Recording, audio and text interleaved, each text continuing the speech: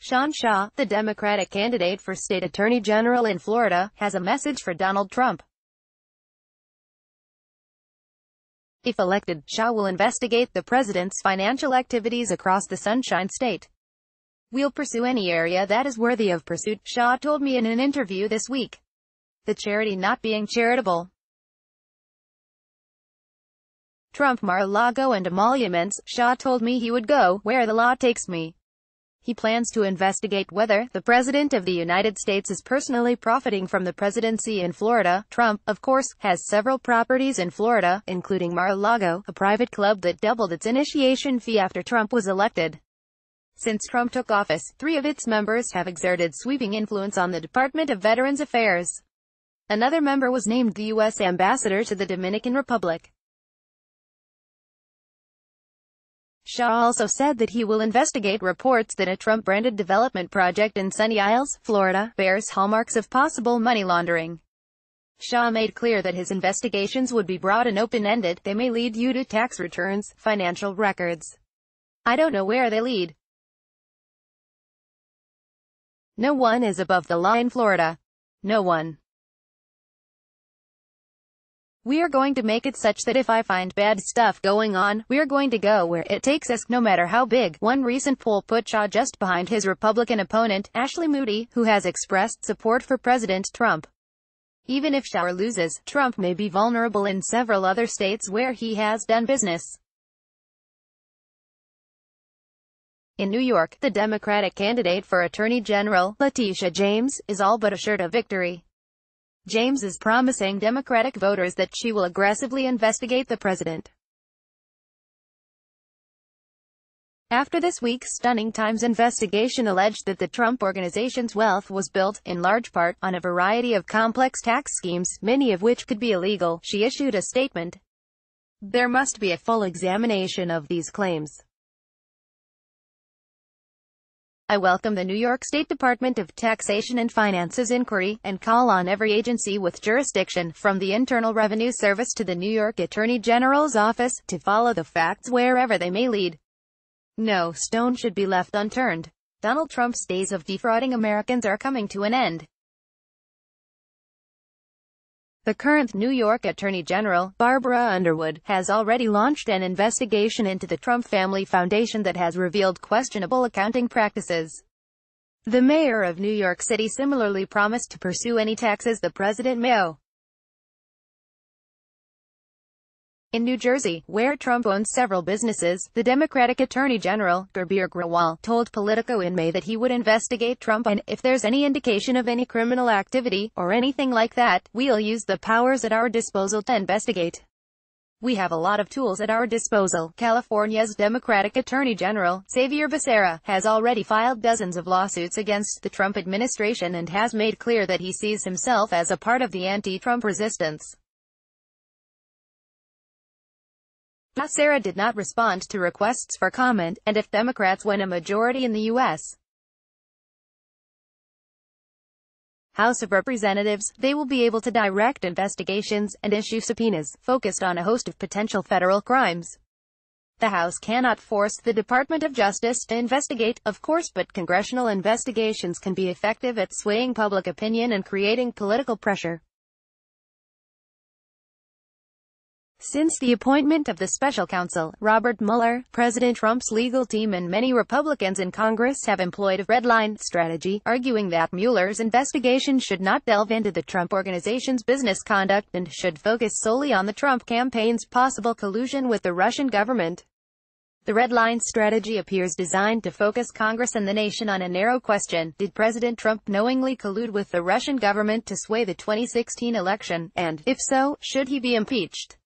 Mueller's investigation has so far revealed much illegal activity by high-ranking members of the Trump campaign, but no final answer regarding collusion. Many in Trump's orbit have expressed confidence that there will be no definitive proof that could justify impeachment and removal from office. In seeking to keep the legal, political, and public discussions focused on whether Trump colluded, the president's team likely hopes to reach a post-investigation phase of Trump's presidency. That no longer seems possible. There will be no post-investigation phase of this presidency. There will be no narrow conversation limited to collusion. Rather, new Trump presidency battlegrounds will open as attorneys general in several states examine nearly every aspect of the president's business practices and finances.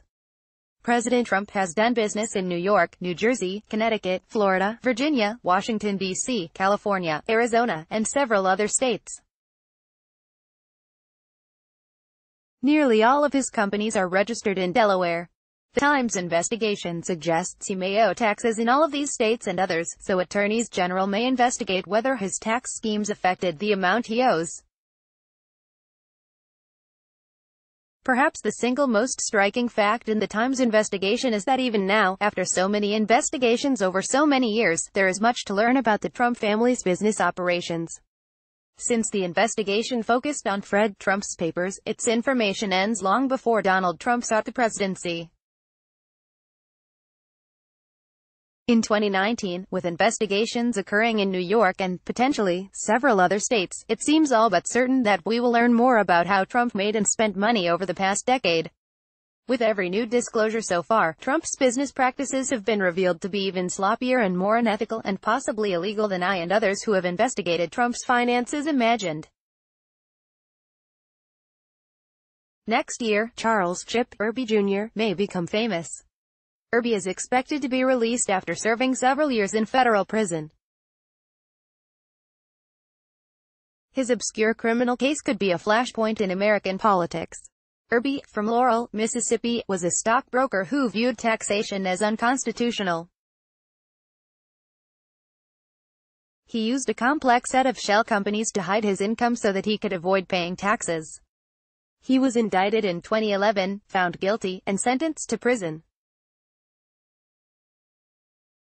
Soon after, he filed an appeal, arguing that his conviction was illegal because the taxes he owed were due in 2001.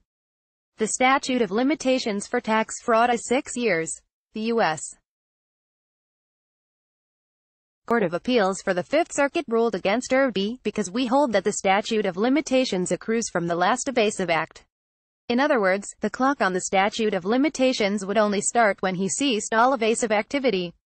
It now seems that a previously obscure ruling about how long after an alleged crime a person can be indicted for tax fraud could become central to a new set of legal issues that will cloud the Trump administration, roil Republicans against Democrats, and test the Constitution.